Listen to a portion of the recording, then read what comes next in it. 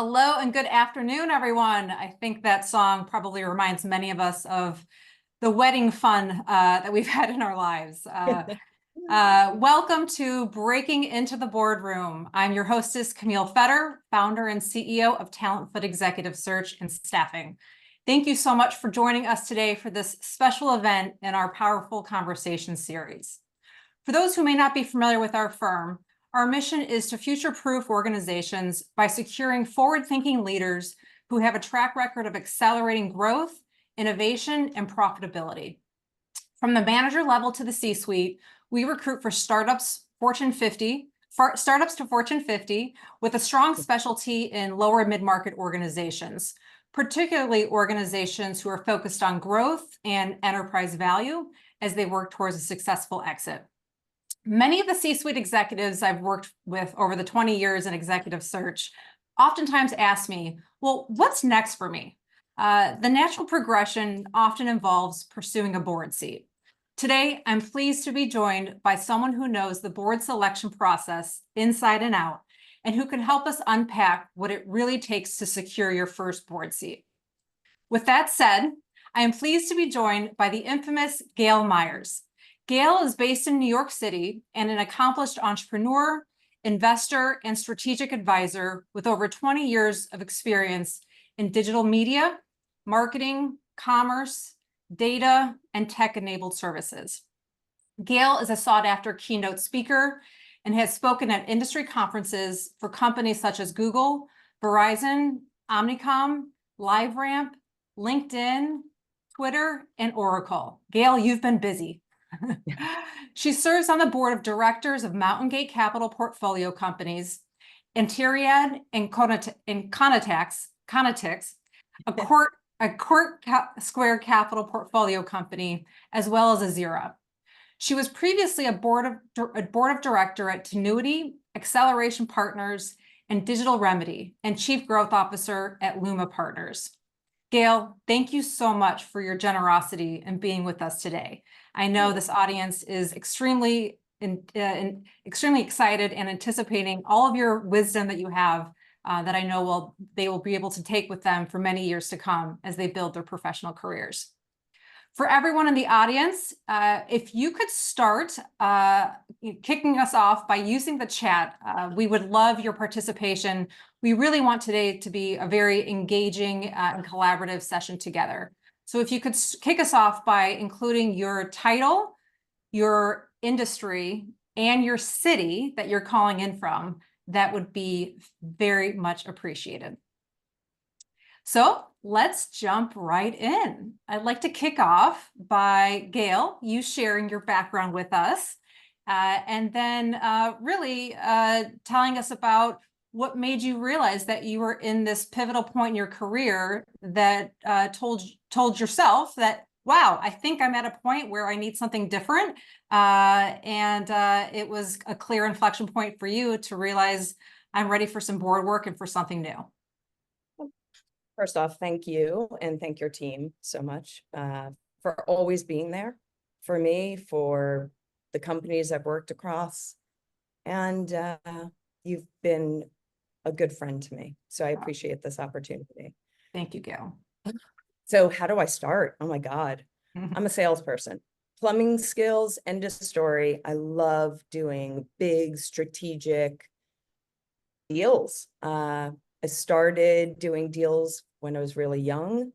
I realized that being creative, being strategic, being a seller, being a networker, leveraging, I guess, my core attributes of who I am helped me a lot. I always was doing big strategic deals.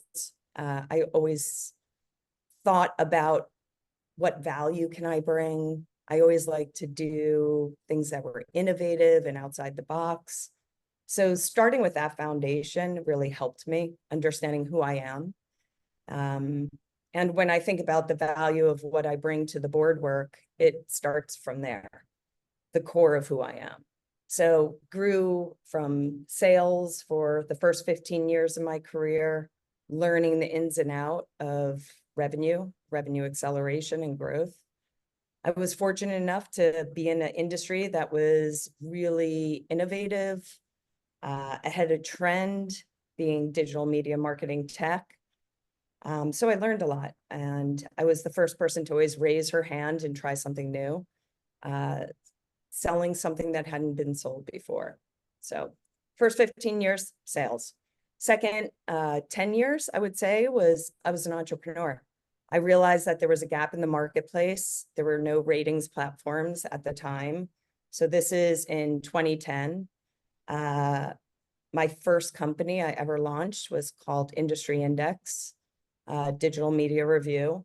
So we would use research-based ratings to identify trends, investment thesis for specific areas. And so I would work with early stage companies to help them prepare. I built a panel of experts that every month would show up to a phone call similar to this, and they would evaluate 5 new companies. They would rate and review them. I would collect that data through research, and I would share that data back to the companies and help them use that data to scale. So from that experience with early stage companies, what I realized is they needed support, they needed guidance and advisory, and a lot of them would trade. Instead of services, management consulting services, I would take equity. And so that's actually how I started, as more of a strategic advisor to these organizations. And when I found really interesting companies, I would put money in. I would align myself with those early stage entrepreneurs. I became a strategic advisor to them. And it was 3 guys with an idea, a company called Triple Lift, all the way to exit. They sold to Vista Equity, for $1.5 billion. Another company, Integral Ad Science, very similar story. We recapped the company. So being a strategic advisor helped me bridge and learn how to support entrepreneurs. And I feel like that was the core of how I began. Yeah. And now I invest alongside the companies, either with my time or as an investor. And that's where I am today. Fantastic. Thank you for sharing that. I can picture you as a child, right? Always being the most curious one in the room, always looking for ways to solve problems.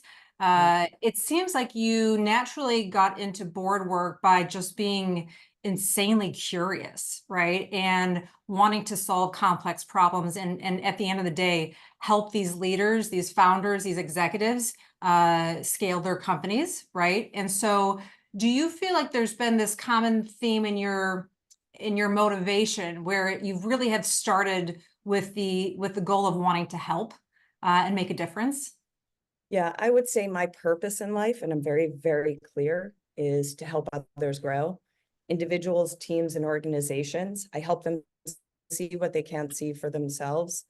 And I deliver it through being able to help them understand and look at data to reflect on transformation. So I know my mission, I know my purpose, I deliver that. And I think it's curiosity, but it's value creation. What can I do to help you be your best self? And so I think about that all the time. Fantastic. Fantastic. For the audience, if you could drop in the chat a little bit about why you're interested in board work. What's motivating you at this point in your career to want to join a board?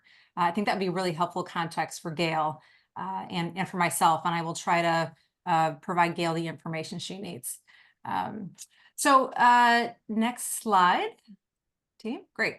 So you talked a little bit about how you started to make that transition very much organically, right? You also touched on the fact that many of your board positions, especially early on, started with becoming an investor in these businesses. Where did those conversations start, right? How did you meet some of these founders, these executive teams that clearly needed support and advisory help, which obviously led to board work? Did you, for example, offer to invest in their businesses as they were raising capital proactively, or how did these conversations come to be? So early on, it started as being a strategic advisor to the board and or to the CEO. And I didn't have the capital to just, invest 50,000 or 100,000 or 25,000. And I would exchange instead of, charging X dollars, I would take a percent of that inside of equity for the company. So Mhm. that's how I started. It was easy for me to do that. A lot of this, the stages of where those companies were was seed. The number one thing I always look at is team. End of story. As a seed investor, you always think about who is the team? Can they really stick through and this roadshow? So it's usually about 6 to 10 years before a company founds to exit. So that is how I first started. And from that, every time I would have a successful exit, I would roll my capital. So Mm. now I've rolled my capital on probably about 7 companies from success of 7 exits that I've had. And so over time, as soon as I had that capital, I would reinvest it. So I haven't taken out, I've always reinvested it and somewhat, created my own fund. So again, I started with nothing Mhm. until I got my first exit and then started rolling. And now I put cash in. Love it. So I'm sure there's many in the audience who would love to have the opportunity to invest in organizations, but are nervous, right? Are nervous about, could this be a complete flop? Am I just going to lose, the cash I infused into this business? So any words of wisdom on that front, Absolutely. whether it's red flags to look out for or how to caution yourself appropriately? Absolutely. So number one, I think I have and I'm just thinking about this, 3 rules. One, I only invest in my category that I know and I know intimately and I understand the space and my time, my effort, and my energy can actually provide value. Mhm. The second thing, as I said, team is everything. No ifs, ands, or buts. As you guys know, tip of the spear.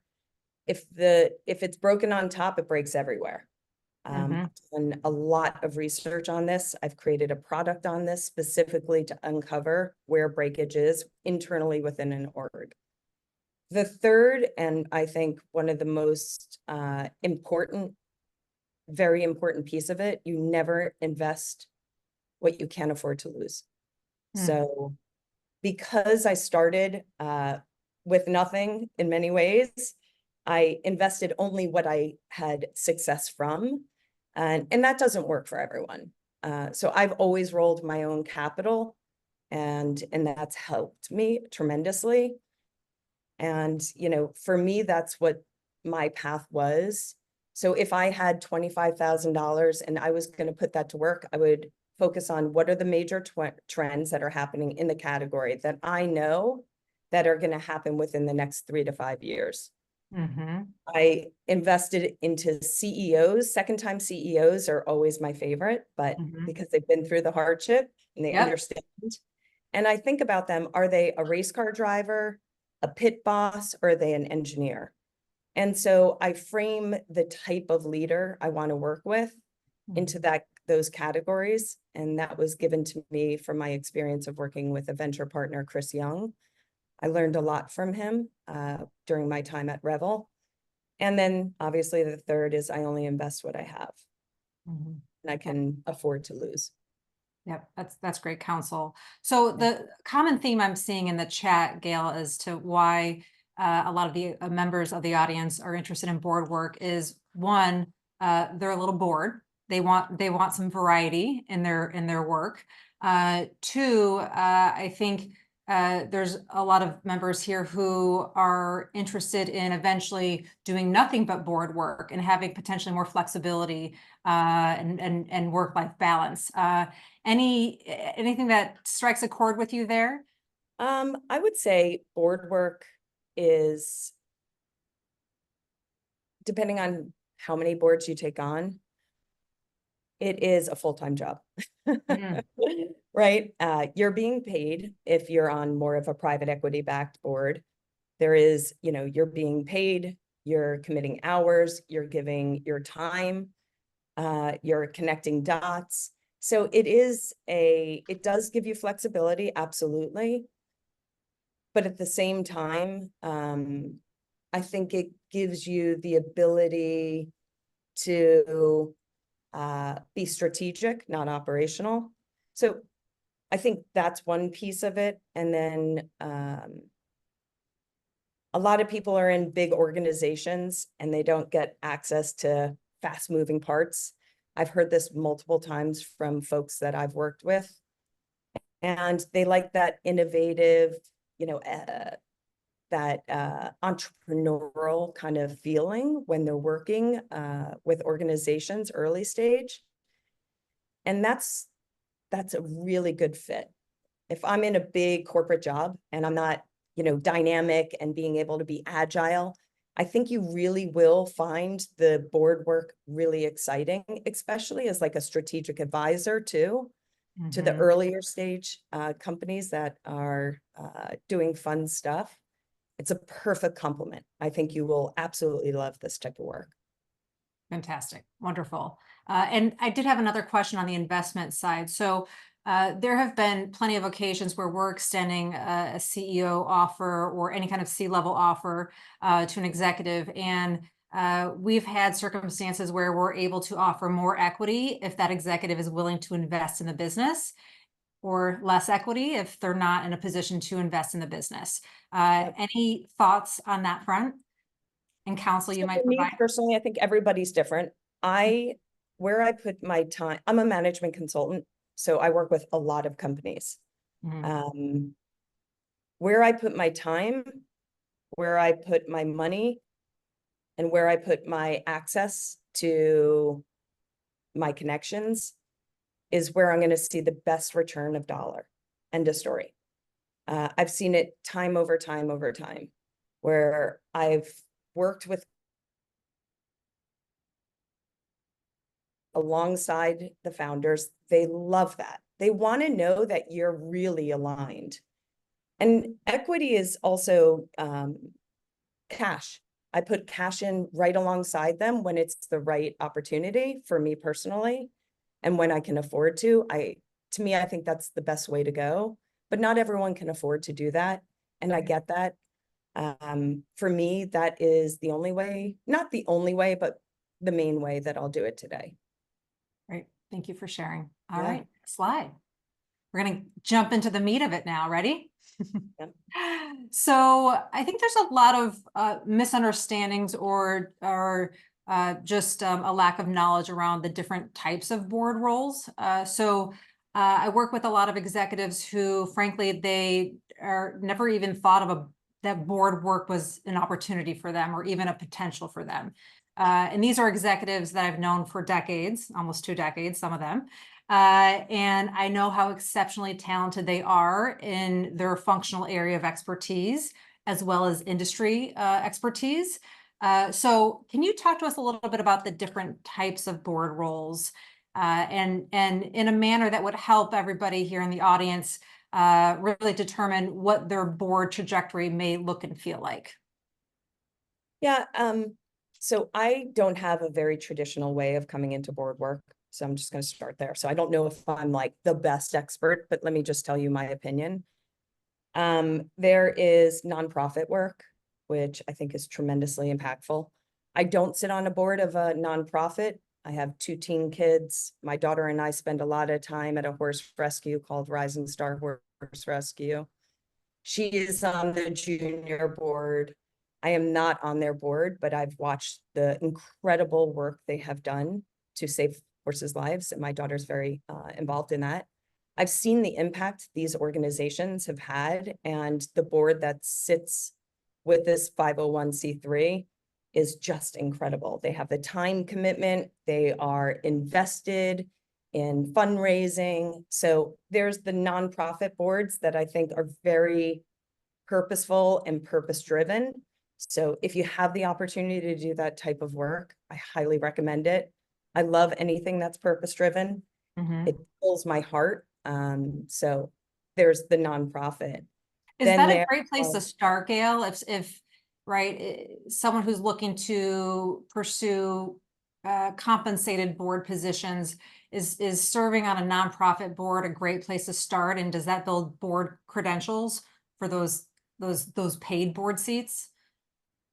It does. And think of, I'm sorry to interrupt, but yes, absolutely. Think if be on the board of the IAB or, industry specific boards, I think that's extremely powerful. It's giving you access to network. It's giving you access to purpose. It's giving you access to a community within your industry.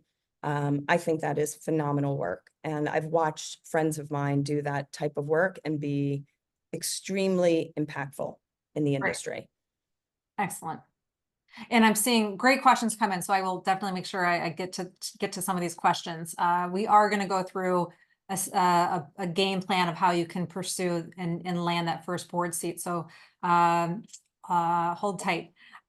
In terms of compensation, just to finish off on that, there's executive board seats, non-executive board seats. And the easiest to land is a strategic advisor or client advisory board.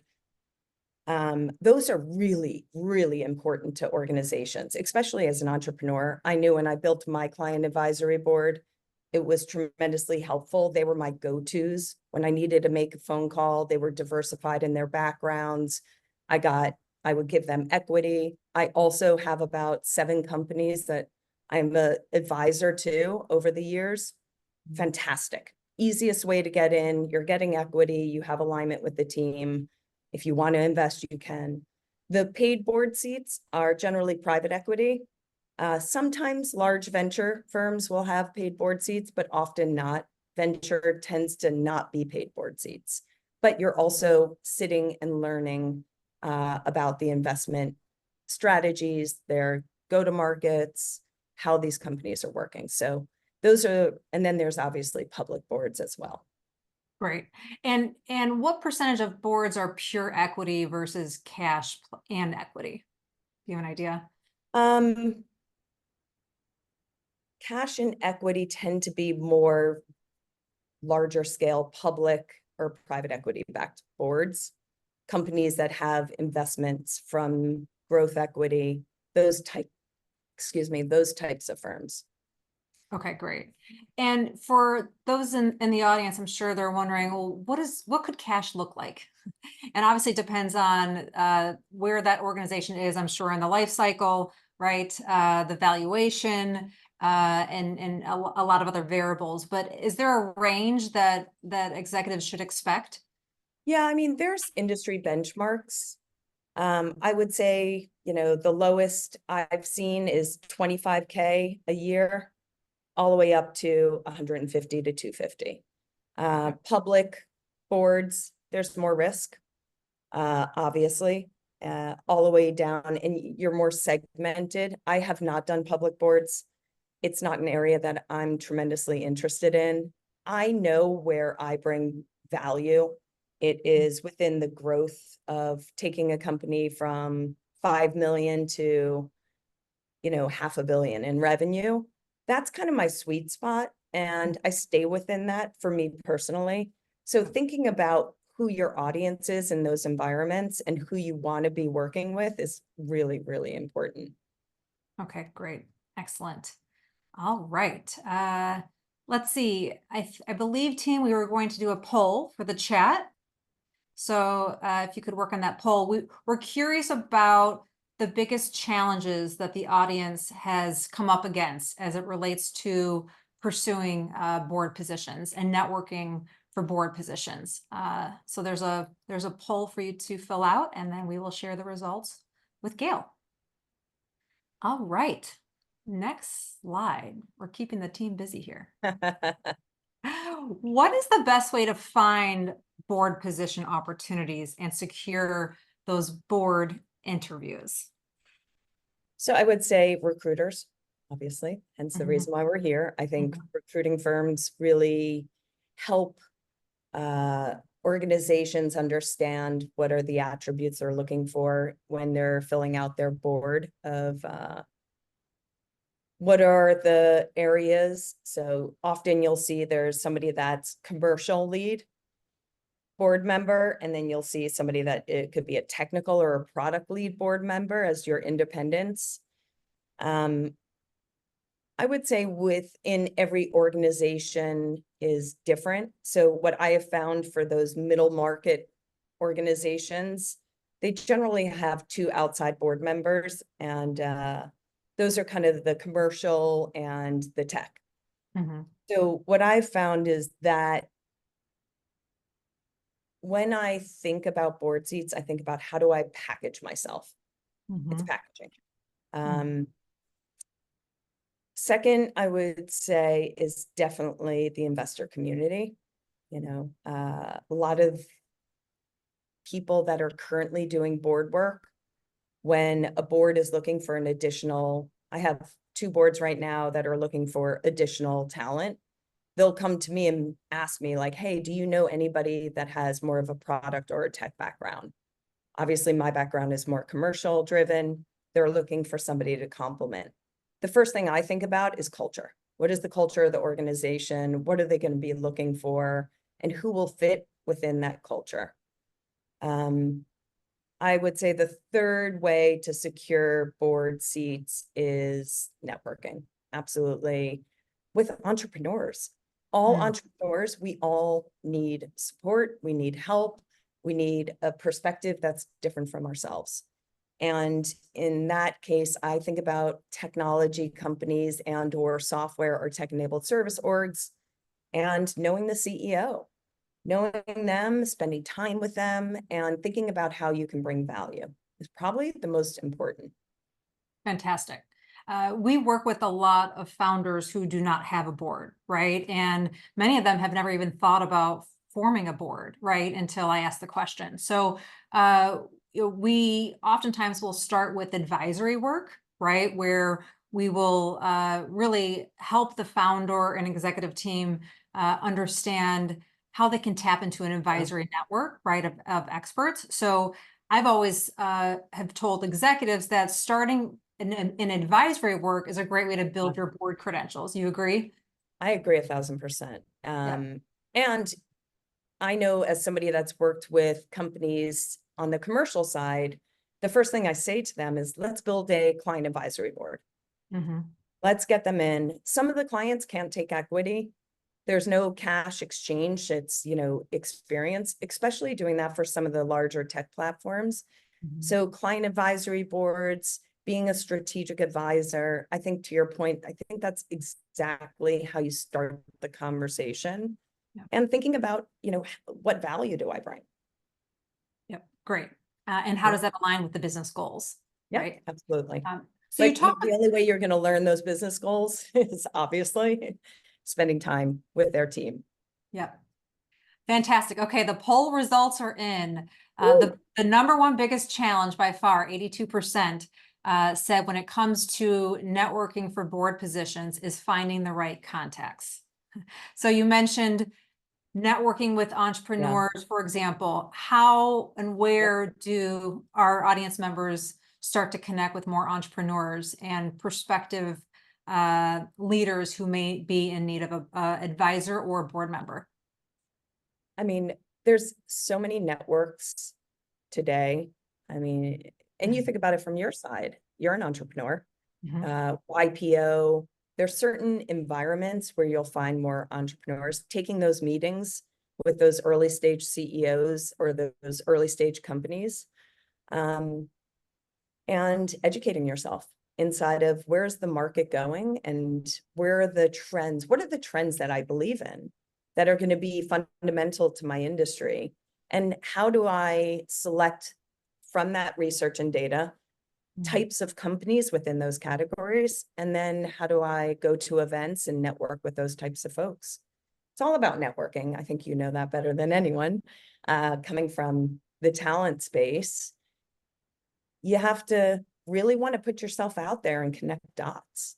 Yeah. And a lot of the work that I've gotten is because I really care about helping people, helping them grow, helping them, providing them with opportunities, giving them recommendations. A lot of the stuff I do, there's no payback. I just do it because Why wouldn't I? If I can help somebody, why wouldn't I? Yeah. Yeah, and that's great counsel. And I do think there are a lot of executives who are extremely pressed for time, right? They have responsibilities at home. They have demanding careers, right? To become a great networker and really expand your reach, it does require time outside the 8 to 6 hours, right? Absolutely. I think that's a really good point. Yeah. So, you may be feeling like, oh gosh, I just don't have energy for another dinner or another event, right? But I would say try to provide some goals for yourself, whether it's a monthly or quarterly goal of how many events and or dinners or lunches or breakfasts you will try to secure on your calendar and stick to it. Yeah.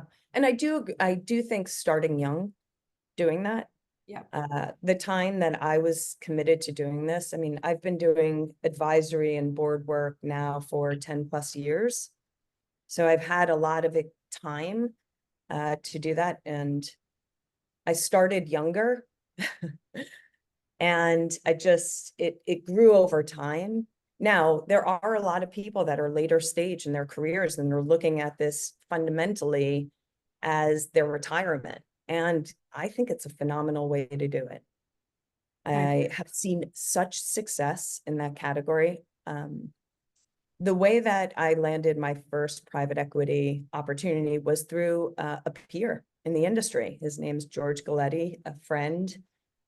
He gave me that branch and said, hey, I have this opportunity. And that was how I got my first paid board seat. Networking is it. George was part of a CMO group that I founded. And that's how we first met. And we always stayed in touch. And I say thank you to George all the time. People will extend a branch to you when you put yourself out there, in my opinion. I agree. I agree. And just paying it forward constantly really does pay off, right? Yeah, I love Adam Grant wrote a phenomenal book, Give or Take. If anybody has not seen his TED Talk on it, it is just brilliant. And, there are a lot of people out there that are givers and that really proactively will help others. And what you'll find is it's a way to pay it forward, to your point. Yep. Excellent. You Yeah, touched on earlier the importance of packaging yourself as it absolutely. relates to pursuing board positions. Any advice as to how our audience members can work on really packaging their elevator pitch, if you will, for these opportunities? Yeah, I think it starts with packaging. Like, who am I? What value do I provide? If I was to package myself like I do as a consultant, what are the sectors that are my excellence? What have I achieved? So a resume, and you know this better than anyone, tell me, I mean, keep me honest, because Sure. I don't even know. I think I just did a resume for the first time. I really feel strongly that people need to self-reflect and look at how they package themselves as a product. So I know that my expertise is commercial. I know that I am a deal junkie. I love doing deals. I know how to package companies ahead of trend. I know that. So when I think about myself, I know I've done sales, commercial marketing, and I worked at an investment bank for 5 years. I've worked in finance now for 10 years. So for me, I have the commercial side and I have the M&A expertise of learning how to get deals done on that side. I am not a banker by any means. I advise companies on how to exit and how to grow their business to exit. So that I am packaged. I know my purpose in life. I know I'm very clear and articulate on the value creation of what I can bring to the table.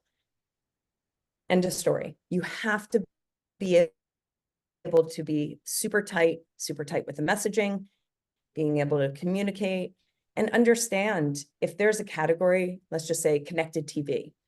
I know the trends in that category. I know how the sector is evolving. And so when I'm looking at companies that are in the connected TV space to invest in or to help, I am thinking about the future point of view of the category, how they should start to think about positioning. I know the competitive landscape. So not only am I packaging myself, but I'm packaging my knowledge to be able to share that with the executive leaders within an organization with a viewpoint on how the market is going to evolve, access my network. Again, that is packaging me. And I also ask the companies that I've worked with, what value have I brought to you? So I reflect back a lot. I've had good experiences as being a board member, and I've had not so good experiences. I've had environments where I've stepped off the board because they needed somebody in operations, and I'm not an operator in that side, of more. So I also know when not to be on a board. I had already done all my commercial work, and I raised my hands, said, you know what, I think you need somebody doing this.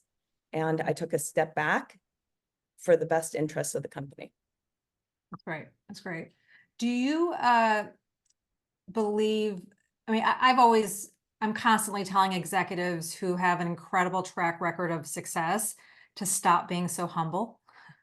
I do believe opportunities are created when you can really showcase your track record of success, right? So we're in the business of mitigating risk for organizations, right? So we're typically looking for executives that have had not only tremendous success in one organization, but they've been able to replicate that throughout every organization they've touched, or at least the last two, right, organizations that they have served, that they have made a tremendous impact. So is there anything in terms of packaging yourself for a board opportunity or an advisory opportunity that the audience members should keep in mind as it relates to weaving in your track record of success, previous success? Yeah, I mean, I think, yes, I would actually say back to you in many ways. You've seen so many people package really well, and we've worked together. We know, brought you into multiple companies in the past. So it's all about, I think about culture. I think about who's your best audience. I think about it's everybody, you deal with this every day. They're job recs. And then there's, what did you do above and beyond? So I generally don't, and literally I did my first resume about a year ago to build my self-confidence a little bit when I was going through a hard time. And I needed to really look at myself and say, where am I going? What do I want to do in this, post 50-year-old? Who do I choose myself to be? Do I want to go work for corporate again? Or do I want to stick with what I'm doing? And what I would say is, when I was doing the resume, I was thinking, I'm like, what if I'd done above and beyond what the job recs are? And that's what pushed me outside of my comfort zone. What is your experience? I'm going to actually throw that back at you. Like, you see so many resumes, you see job specs, you see the resumes. What are some of the best tactics of really standing out? So we're big on measurable results, right? Quantifiable, measurable results. How did you move the needle, right? And depending on the size of the organization, that could look differently, right? So if it's enterprise and you've moved the needle a couple points, that's impressive. If you've moved the needle a couple points in SMB or lower mid-market, not as impressive, right? So we also really are big on metrics are all relative, right? So if you can avoid speaking in percentages and actually speaking and addressing top and bottom line results, that tends to get the attention, right, of those decision makers. Does that make sense to y'all? Absolutely. Let me ask you a question. What I have found is everyone back channels. So the audience may not know what you mean by that. Can you explain? Yeah. So I'll give you an example. We're hiring for a chief commercial officer across one of the orgs. And the first thing I get from the CEO is, one, who do you know? And then the second thing is, and can you send them over? And the second thing I get is, who do you know that knows them?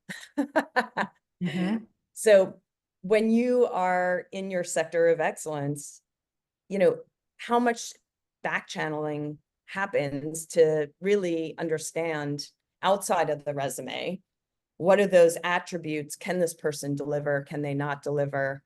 What has your experience been? And that's not from the calls and or the references I give. That's from friends of friends that know each other. So would you agree? I think the back channeling and the networking is part of this, correct?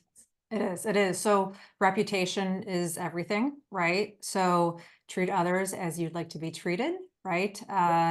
Respect, and more respect for anyone and everyone.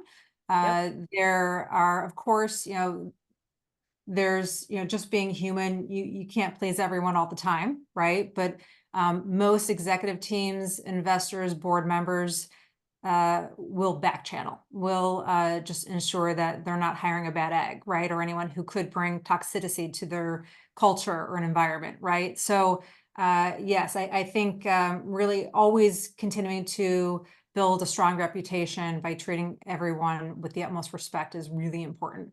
And also, so that's one part of it. The other part is, can this individual accomplish what we're looking to accomplish, right? Do they have it in them? Do they have the appetite, the grit, the tenacity, are they going to be the culture fit, to your point, right? That we're looking for. So yeah, hopefully that's helpful. Yeah, I would say the one last thing I would just add to that is I always think about making time for people. When somebody calls me and says, hey, do you have a half hour? I want to run something by you. I'll do it. Even if I don't have the time, what I've learned is I keep a portion of my calendar open. From 7 a.m. to 3 p.m., I grind. At 3 p.m. to 5, I'm tired. My mind is burnt, right? Like, do you get that? I'm like, absolutely. Yeah, so I use that time to make time for people often. I send them my Calendarly link, and that's it. And I try so hard to always make time for people. And that's how connections, that's how opportunities show up. I think about like, hey, what do you want? Do you want me to help you? Do you want to, do you want my advice, or do you want me to listen? Right? I ask them directly, like, do you want my advice? That's great relationship advice. Yeah. I actually have learned 101. Yeah, I do that with my kids too. So I that's try to make fantastic. time for people. And that's, again, like, that's how you find these opportunities. Make time for people. Yeah. So knowing we only have 14 minutes to go, and we've got lots of great questions in the chat, but before we get to some of the questions, what is one actionable step the audience could take today to start positioning themselves for pursuing board opportunities? If they were in an elevator with you, Gayle, and they said, what's the one piece of advice, one action step I could take? What might that be? I would say one action step that they could take. I would say make time for entrepreneurs. Make time to sit with a CEO of an early stage, mid stage, late stage company within a sector that you really are curious about. Fantastic. All right. Let's see. We had a question. John in the chat was asking about the name of the book. I think it was Adam Grant's book. What was the name of the book you recommended? Give or Take. Give or Take. Yeah. Excellent. Let's see.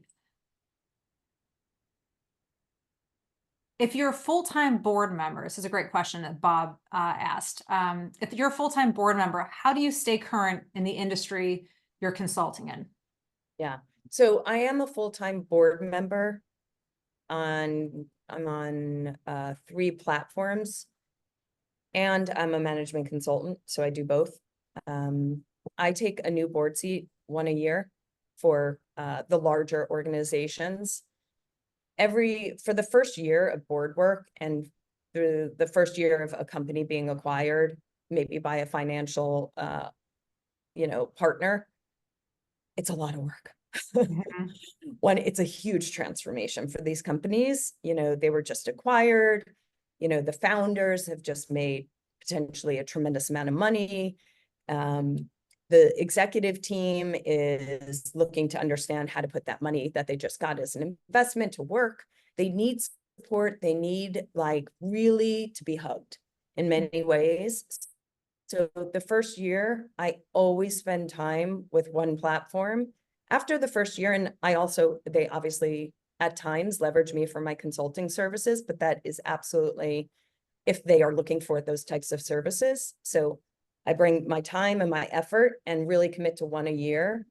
And when I have transactions, because, investing is once a year, I'll take on a new big platform. The smaller stuff, and I blend in management consulting through that, and that keeps me really knowledgeable about the industry. Fantastic. Wonderful. There was another question I saw earlier. I can't remember who asked it, but I thought they raised a great point in question. It was, they have uncovered throughout some of their board experience that they're hired to join the board only to sell the organization and to land new customers for that organization. Yeah. Any thoughts, insight on that topic? If you're a board member, you better expect to do that. Absolutely. Either access to your network, access to helping them find talent, access to deals and opportunities.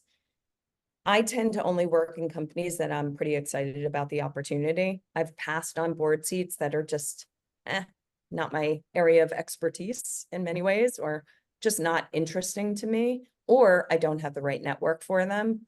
So I think it's really important that you're selective, that you work with companies that you really want to work with and you're intrigued about, and that you're willing to open up your kimono and share. I think it's really important. If not, I wouldn't take that board seat. I'd look at for other ones. So you're essentially saying it's a value proposition that you're bringing to the organization and board, your Rolodex, your ability to open up doors, make connections. Okay, great. Yeah. I have a commercial background, so it makes sense, right? A lot of people want access to my network. I won't sell my network, but if it's something I'm super passionate and in the category that I love and I get, hell yeah. Yeah. I work on a company that's outside of my category called Kindly Human. It's the only one that I would say is outside of my area of expertise. And the reason why I did it is because loneliness is an epidemic, and I wanted to be able to do transformation for my children. And it is a little bit harder. I don't have a network to give them, so I just give them my time, and I lend a helping hand and emotional support for the CEO, to be honest. Yeah, And he's a great guy. It's hard. It's really, really hard to be an entrepreneur. And so I've lived a day in their shoes. What makes a board member a great therapist to the CEO? Making time, listening, being proactive, going out in the market, hearing feedback. I still support companies that I'm off the board, but I've, been on the board. Tenuity, I was on the board there. Phenomenal company, greatest leaders. Zach, the CEO, I think is one of the best leaders I've seen. They've brought in new talent, a more senior board. I've taken a step off, but as I hear market trends going on, I will call up Zach or text him and share the feedback that I get about the company, about the market, about the trends, about new opportunities for Tenuity, new clients. I'm a giver in that sense. I want to help him. Not that he needs my help, but I always want to provide value to those I've worked with. That's great. There are a lot of organizations that are asking for, this has come up in the chat a couple times, that are asking for compensation from the prospective board member who is a job seeker, right? Looking to land board opportunities. I think there's an organization called Boardzy that many executives have asked me about.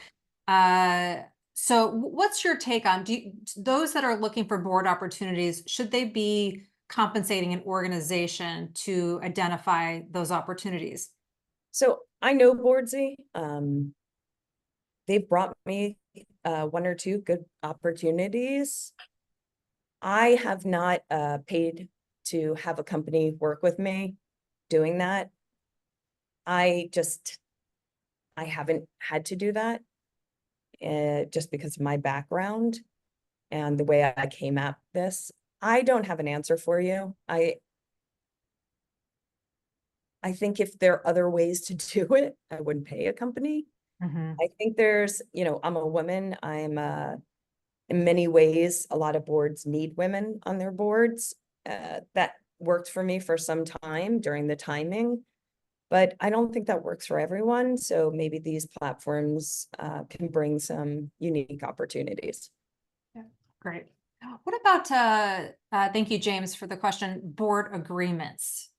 So what should you expect in a board agreement, and what are some potential red flags, if any? Ugh, yeah, I've got to get my lawyer here. First off, I would just bring in a lawyer. I wouldn't even, you really want to protect yourself. I've learned protection is really important to understand if there's insurance to protect you, what is your liabilities. I would honestly just hire a specific lawyer that's focused on compensation and understands the board universe. I have one at Wilkie. He's been fantastic, and I'm super grateful to have him. I would just outsource to excellence. I don't have enough. I'm not a good negotiator in a way. So I'm sorry, I can't be more help. Oh, it's bringing the experts, right? And Yeah. never hurts to have those experts in your back pocket, right? So Absolutely. is there anything else that, Gail, we haven't covered that you're thinking, Camille, why didn't you ask me this?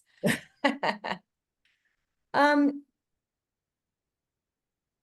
not really. I would just say that I say this with kindness. Board work is interesting. It's very strategic work. You have to be passionate and you have to be able to bring value. That's what they expect.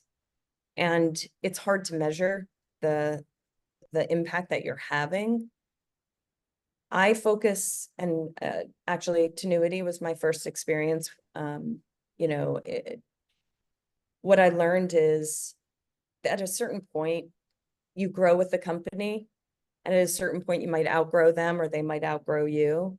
And knowing the value you bring, knowing how to bring value, how to support them, it's very strategic work. It's rewarding. And I think you just have to realize you need to be doing it for the right reasons, not for your ego. A lot of people do it for the ego or the flexibility of work. If you wanted work flexibility, you can be a consultant if you're an industry expert. You have to really want to help these guys and really help the organizations. I learned a lot from my first experience with Tenuity, which was a paid board seat for a private equity firm. I learned a lot of what I wanted to do moving forward and what I didn't want to do. And I think that was one of the most impactful experiences for me. I love the work because I like strategy. And I love to bring value, and I like to invest, and I invest my time, my heart. I become their biggest cheerleaders, as you can see, and I get to work with really smart people. But I always, and this is something I learned from, stay to your lane. Like if you're good at commercial, be in commercial. I think something I learned from doing board work is just focus on what you're really good at, even at the table when there's, 20 people there. Be an active listener and only insert where you have a depth of expertise. I learned that the hard way. So it was a great learning. Fantastic. Thank you for that. My team would like to offer just a quick little offer before we close out here. Securing board positions, if there's anything that executive search has taught me, it's the importance of building high performing teams. And you must have a track record of building high-performing teams to achieve impact and measurable results for an organization. So we'd like to invite everyone for a complimentary talent strategy mapping session with us. And it's really designed to help you and your team align on how you're going to accelerate growth, innovation, and profitability by ensuring you get the right people in the right seats. So if you're interested in this offer, you can email us at inquiries@talentfit.com and we can schedule time. Thank you, Gayle, for this incredible, powerful conversation. I'm really confident that everyone who joined us today is going to have a new pep in their step, a new level of confidence in pursuing advisory and board work for the remainder of their career. And I know you'll be rooting them on from the sidelines. Yes, if I can help, I'm always there. What's the best way for them to stay in touch with you? Is it LinkedIn and following you? LinkedIn is phenomenal. Absolutely. Absolutely. Yeah. Wonderful. Thank you so much for today. Thank I you, really everyone. appreciate it. Thank you, Gayle. And thank you, everyone, for taking time out of your busy days for joining us. Excellent. Thanks. All right. Thank you, Cheers. Gayle.